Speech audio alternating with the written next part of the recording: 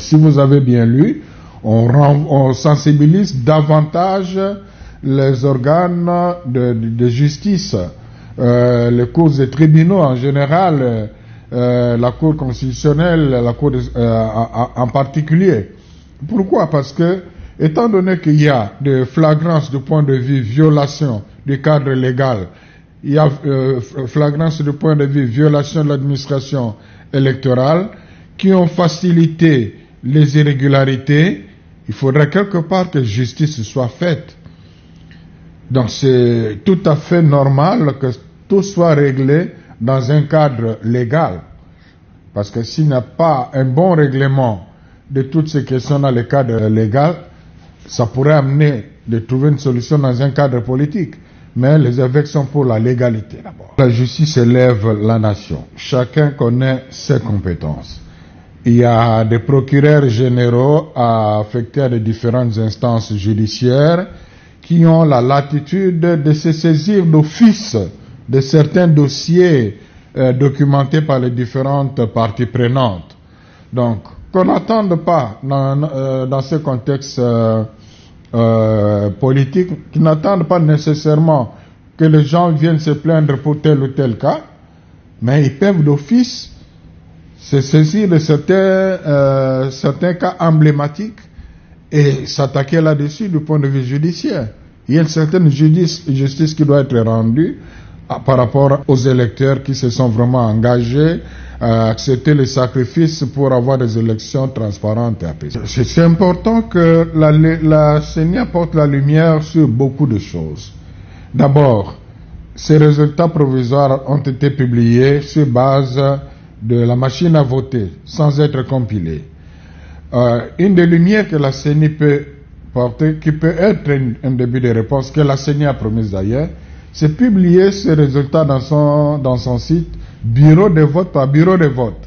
Ça permettra à ceux qui ont les PV de l'un ou l'autre bureau de se rendre compte si en dehors de ce PV-là, il y a eu des votes qui ont été pris en compte ou pas. C'est une grande lumière qui va apaiser les gens.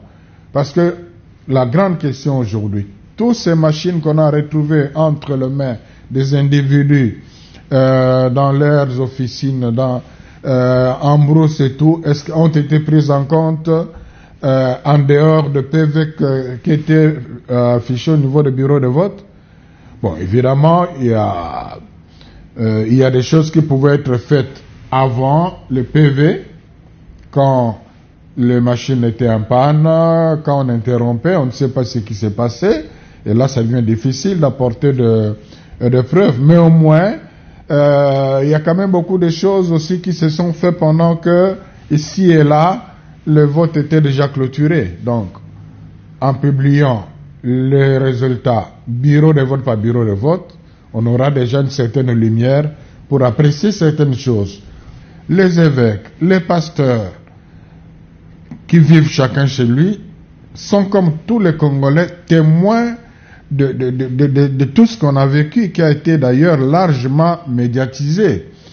Et notre contribution, c'est d'aider les structures compétentes, les autorités compétentes à aller dans la direction de conclure ce processus de façon à ce que tout le monde soit apaisé et rassuré par les résultats publiés.